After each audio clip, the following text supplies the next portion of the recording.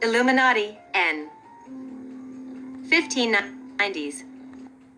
Plural of Latin illuminatus, enlightened, in figurative sense, past participle of illuminare, light up, make light, illuminate, see illumination. Originally, a name. Illuminati, N. 1590s. Plural of Latin illuminatus, enlightened, in figurative sense, past participle of illuminare, light up, make light, illuminate, see illumination. Originally, a name applied to a 16c. Spanish sect, the Alumbrados, then to other sects on the continent. Since 1797 used as a translation of German Illuminaten, name of a secret society founded 1776 in Ingolstadt, Bavaria, repressed their 1785, and holding deistic and republican principles, hence used generally of free thinkers and sarcastically of those professing intellectual enlightenment, 1816. Related, Illuminatism, Illuminatist. Entries linking to Illuminati.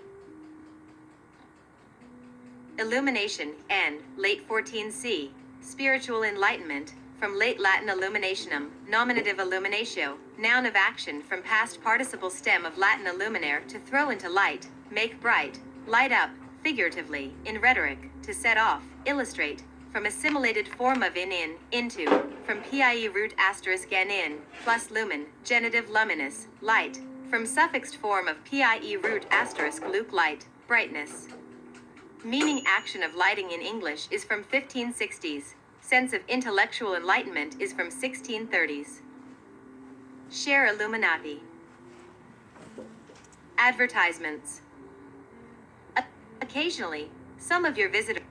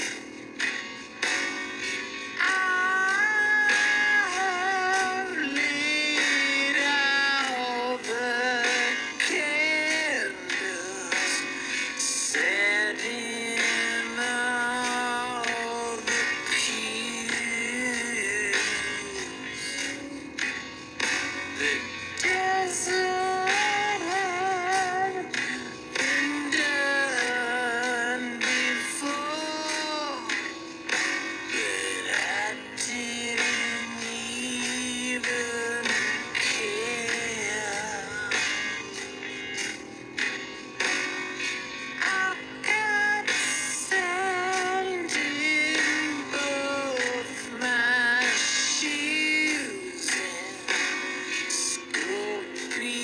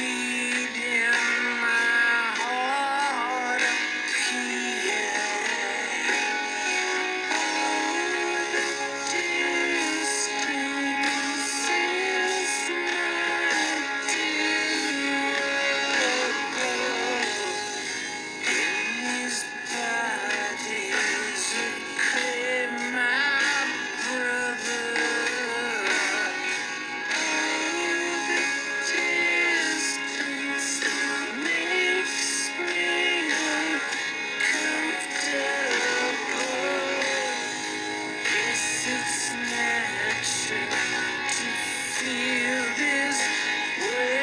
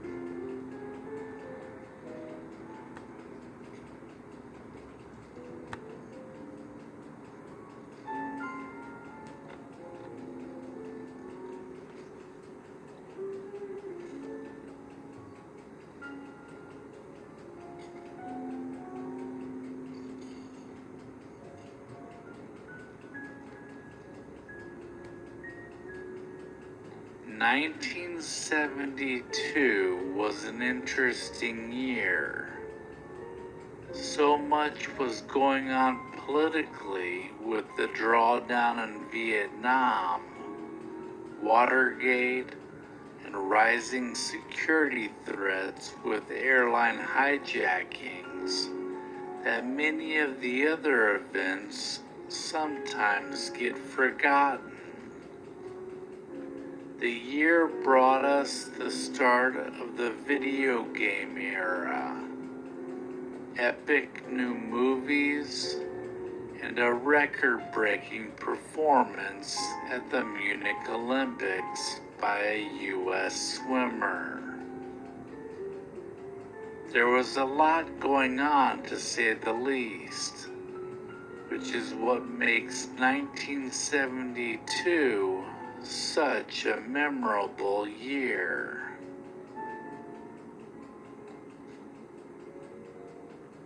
On January 8th, the NCAA made freshman athletes eligible to play in its two biggest team sports, basketball and football. Before freshmen were eligible to play on varsity, they played on junior varsity teams, no matter how dominant they might be in their sport. The consensus for decades was that freshmen were not ready to compete at the varsity level, especially in football. On January 14th, the NBC television show Sanford and Son premiered. The funny yet controversial show featured Red Fox as junk shop owner Fred Sanford, who with his son Lamont dealt with the hardships of living in poverty during the 1970s. On February 5th, all U.S. airlines began mandatory inspections of passengers and their baggage, looking for weapons and explosives. This was in response to rising airline hijackings across the globe. The week of February 14th saw John Lennon and Yoko Ono co-hosting the syndicated Mike Douglas show for the entire week. Meant to bridge a generational gap, John and Yoko brought a modern, hip edge to the program that was, for the most part, viewed by a much older and conservative audience. The pair performed on the program on each day and also welcomed a variety of guests, including one of John Lennon's personal musical heroes and influences, the great Chuck Berry.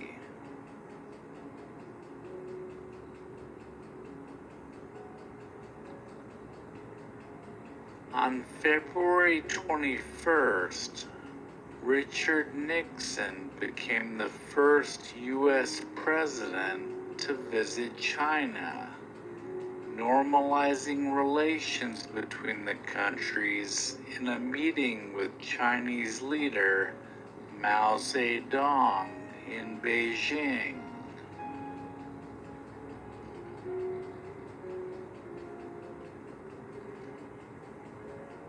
On March 24th, the movie The Godfather was released in theaters. The 3-hour-long epic movie was adapted from the best-selling book of the same name by Mario Puzo.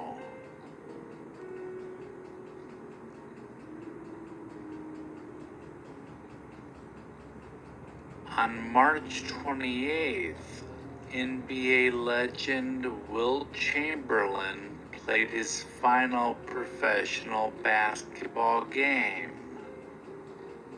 Throughout his career, he played for the Philadelphia and San Francisco Warriors, the Philadelphia 76ers, and the Los Angeles Lakers. His final game was against the New York Knicks, which the Lakers lost. But Chamberlain scored a dunk with just 1 second remaining, which was a fitting end to a phenomenal career.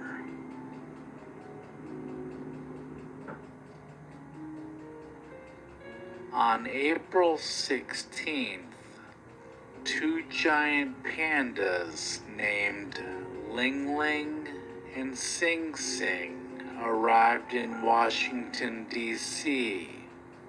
The pandas were gifts to the U.S. and in direct response to the diplomacy shown by the Nixon administration following their visit to China. Americans instantly adopted them in an outpouring of affection called pandemonium.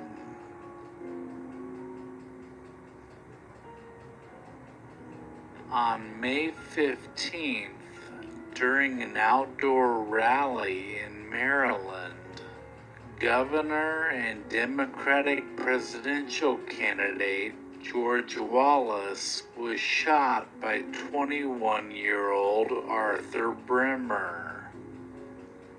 3 others were wounded, and Wallace was permanently paralyzed from the waist down. On June 12th, the first Popeyes opened outside New Orleans, Louisiana. Initially, it was named Chicken on the Run, but a few months later, the owner, Al Copeland, reopened the restaurant as Popeyes Mighty Good Chicken.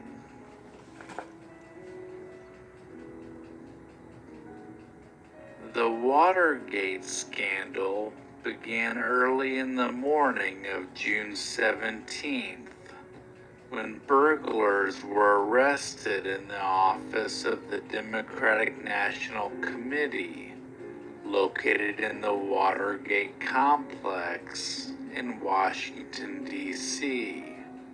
The men involved were connected to Nixon's re-election campaign, and they had been caught wiretapping phones and stealing documents.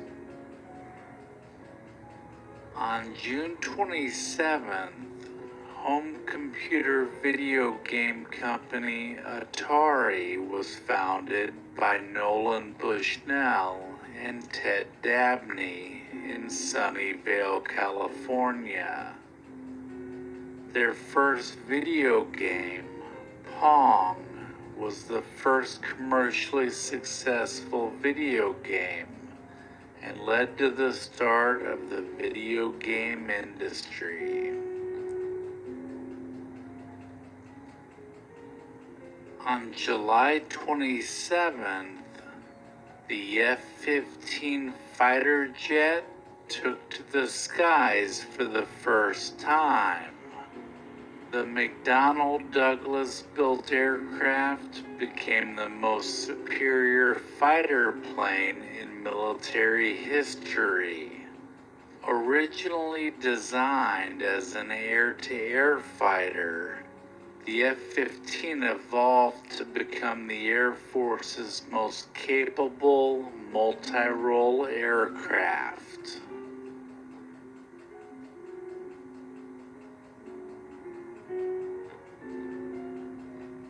On August 12th, the last U.S. combat ground unit departed South Vietnam.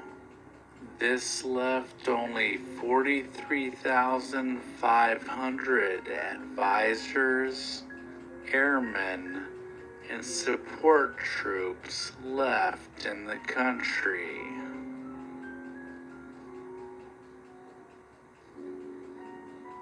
On September 3rd, American swimmer Mark Spitz won the coveted 100-meter gold medal in world record time at the Munich Olympics. Mark Spitz would go on to become the first athlete to win 7 gold medals at a single Olympics. The very first episode of The Price is Right, hosted by Bob Barker, aired on September 4th. The CBS show offered up a fur coat as the first prize, and the winning bid of $350 got the first contestant up on stage.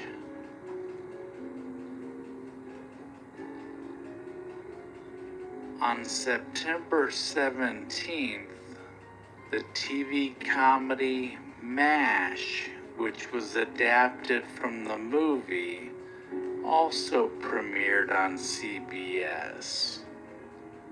The show starred Alan Alda, Loretta Swit, Wayne Rogers, and McLean Stevenson, and followed a group of medics and surgeons during the Korean War, taking a lighthearted look at a serious topic.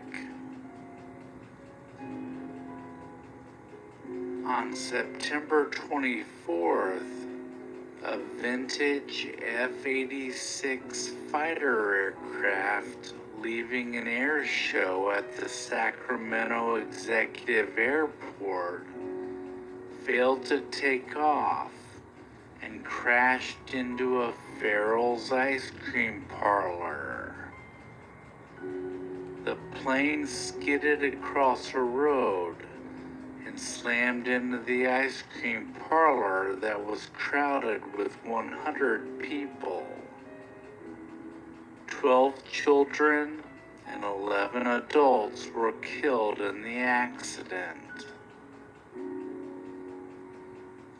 On October 16th, country singer Loretta Lynn made history, becoming the first female ever to win the Country Music Association's Entertainer of the Year award. Her signature song, Coal Miner's Daughter, along with the release of her 21st solo album, Here I Am Again, helped to earn the award. On November 7th, a paid programming channel called Home Box Office first began airing. HBO started by airing Paul Newman's 1971 movie, Sometimes a Great Notion. On December 16th, the Miami Dolphins became the first undefeated NFL team in NFL history. The Dolphins went 14-0 during the regular season and would go on to win the Super Bowl against the Washington Redskins. Closing out the year on December 30th, President Richard Nixon halted bombing of North Vietnam and announced peace talks. For nearly 2 weeks prior, the United States bombed North Vietnam in what was called the Christmas bombings, and the effort brought North Vietnam back to the table to work out a peace deal.